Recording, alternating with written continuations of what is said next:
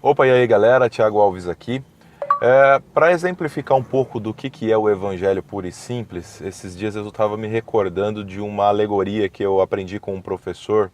Isso há mais de 20 anos, eu era um pequeno padawan, um jovem garoto ainda. Não tinha nenhum tipo de contato com o Evangelho, né? Para mim, a vida ainda era escola, desenhos e jogar bola na rua. Eu confesso a você que eu não lembro o nome desse professor, não lembro nem a matéria que ele dava, mas isso que ele ensinou eu achei fantástico e aquilo abriu a minha mente, mesmo eu ainda muito novo. Ele nos deu um exemplo na sala de aula, né? Ele falou: pessoal, vou fazer duas perguntas para vocês, vamos ver o que vai desenvolver aqui. A primeira pergunta que esse professor fez: como é que eu faço para colocar um burro dentro de uma geladeira? A primeiro momento você vai falar, não dá, né? Porque, poxa, você pega o tamanho convencional de uma geladeira e o tamanho convencional do animal, não vai dar certo. Mas ele só fez essa pergunta, não fez nenhum tipo de explicação em cima, não pediu nenhum detalhe, só fez essa pergunta: como é que se faz para colocar um burro dentro de uma geladeira? E nós ali, crianças, né, imaginativas, cheias de respostas criativas, um falou: ah, professor, a gente tem que amassar o burro e colocar dentro da geladeira. O outro disse: ah, professor, mas que tamanho é essa geladeira? Ah, professor, mas que tamanho é esse burro? Ah, professor, eu já sei. A gente mata o burro, corta ele em vários pedacinhos, esquarteja o burro. Olha só a criança, né? Esquarteja o burro e consegue colocar dentro da geladeira. E o professor só chacoalhando a cabeça e dando risada. E o outro falou: não, você dá uma pílula do Chapolin Colorado para ele, que ele encolhe e aí você consegue colocar dentro da geladeira. Não contavam com minha astúcia! E foram, assim, várias respostas criativas, né? Várias coisas. E o professor só balançando a cabeça negativamente, como que ninguém tinha acertado a resposta. E depois de várias tentativas, boa parte da sala participou, foi até engraçado. Ele falou: pessoal, a resposta é muito simples. Você vai abrir a porta da geladeira, colocar o burro e fechar a porta da geladeira. E todo mundo ficou atônito. Como assim? Não, professor, mas o burro não cabe lá dentro, não dá certo, não sei o quê. Ele falou: pessoal, eu fiz uma única e simples pergunta: como colocar o animal lá dentro? Eu não quero saber detalhes, eu não perguntei detalhes, eu não especifiquei tamanho de geladeira nem tamanho de animal, eu só quero que vocês reflitam. O quão simples é essa atividade? Vocês estão complicando demais. Eu não pedi detalhes técnicos, eu não pedi para vocês inventarem soluções mirabolantes. E na sequência ele fez a segunda pergunta. Digamos que o rei da selva, o leão, ele fez uma festa em comemoração ao reino. E ele chamou todos os animais, todos os animais, mamíferos, répteis, aves, enfim, chamou todo mundo para participar dessa festa. E todos os animais compareceram, exceto um. Qual foi o animal que não foi à festa? Começou mais uma vez a criatividade de todo mundo. Ah, foi o guepardo, porque o guepardo é um grande inimigo dos leões. Não, foi o gnu, porque o gnu estava com medo de ser o lanche da festa. Não. Foi o crocodilo, porque o crocodilo rivaliza também com os leões na hora de comer, então eles não têm ali um bom relacionamento.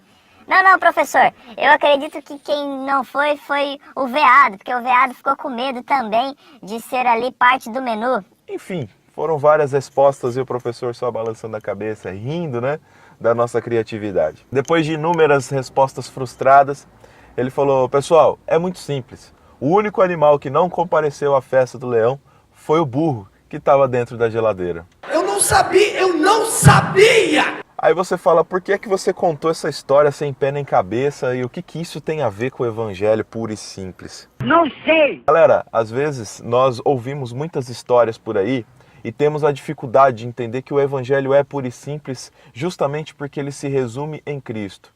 O evangelho é Jesus. O evangelho é a necessidade do homem de salvação e essa salvação não vindo através de sua força, não vindo através de sua obra. E às vezes é muito difícil para nós entendermos o quão simples isso é, o quão simples é o fato de Jesus ser a porta que nós temos que passar. O quão simples é de que nós estamos apenas a um arrependimento da salvação. O quão simples é que não há necessidade de cerimonialismo, não há necessidade de jeitinho brasileiro, ucraniano, estadunidense, canadense. O negócio é muito simples. É uma vida com Cristo, arrependimento, um coração voltado ao arrependimento, clamar a Cristo em prol da sua salvação. Acabou.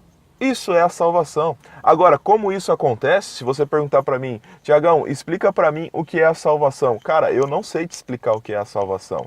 Eu sei que ela é absolutamente necessária para todo ser humano. Tiagão, explica para mim como é que funciona esse lance de misericórdia de Deus. Eu também não sei te explicar.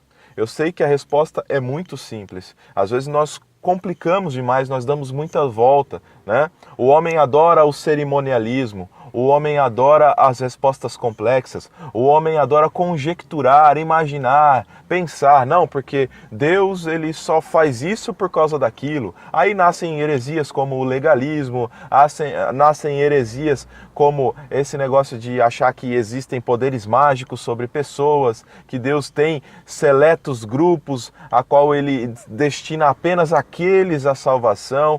Isso vem tudo da imaginação do homem, isso vem tudo de um homem que não sabe entender que a resposta é simples.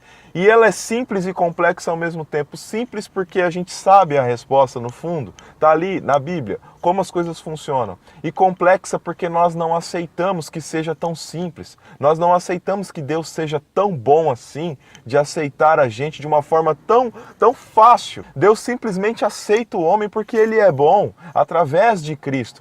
Ah, é claro que sem Cristo não há salvação, é lógico, mas a salvação em si é simples, você só precisa de Jesus. E essa resposta não é aceita justamente porque é muito simples. Se você chegar num religioso e falar, cara, toda essa babilaca que você está fazendo, todo esse cronograma que você segue para poder, entre aspas, buscar a Deus, isso é desnecessário. Você está carregando uma bagagem que não é para você, que você não precisa disso. Jesus é assim, assim, assado. Segundo a Bíblia arrependa-se, creio no Senhor Jesus, será salvo você e a sua casa. Lógico, num contexto onde todos estejam ali voltados a Cristo, todos estejam ali arrependidos de suas obras. Agora, para o religioso é já mais complicado ele pensar nisso, porque ele acha que tem que ter os rituais. Ele acha que precisa do incenso, ele acha que ele precisa da mirra, ele acha que ele precisa da vela, ele acha que ele precisa do tambor, do atabaque, do birimbau, não sei, depende da religião a qual a pessoa segue.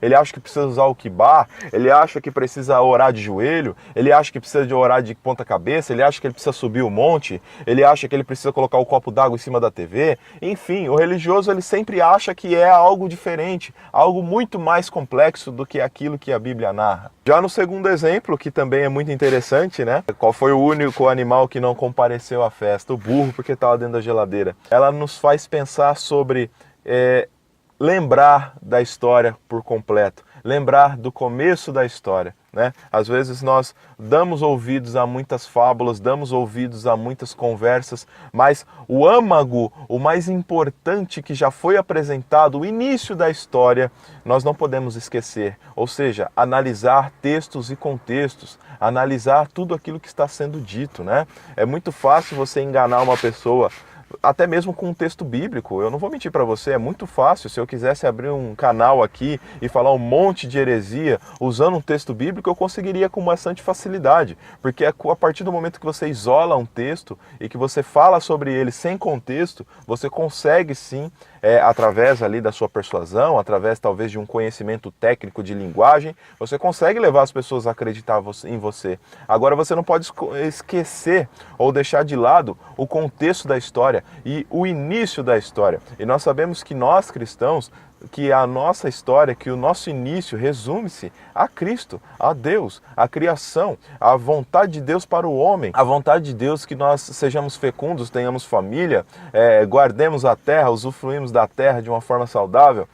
O começo da história, de qual diz a palavra que Jesus é o início de toda a história, que ele foi imolado desde o início, né? Ele já existia a obra salvífica antes mesmo da criação do homem. Agora, como isso funciona? Cara, não sei te explicar. Eu sei que existe o Kairos e o Cronos, mas aí para te explicar isso com bastante afinco, por mais que o cara seja teólogo, por mais que ele seja muito conhecedor, ele não vai te dar uma resposta concreta, porque a resposta é simples e complexa ao mesmo tempo. Cabe a nós apenas crer e saber que o Evangelho puro e simples diz que Jesus é o Filho de Deus que tira o pecado do mundo e que sem Jesus não há salvação e de que Ele é o início. Nós não podemos fugir desse contexto. Meu irmão, minha irmã, você que me assiste, o Evangelho é simples, o Evangelho é Cristo. O resto é engodo, o resto é cerimonialismo, o resto são meras criatividades de crianças que não sabem a resposta. É verdade. Um grande abraço, não deixe de curtir esse vídeo, compartilhar com seus amigos. E aqui embaixo na descrição estão os links das nossas redes sociais, os links dos canais parceiros desse canal que nos ajudam de alguma forma e que também produzem conteúdos bastante saudáveis aí para sua caminhada cristã. Fica na paz, valeu e é nóis.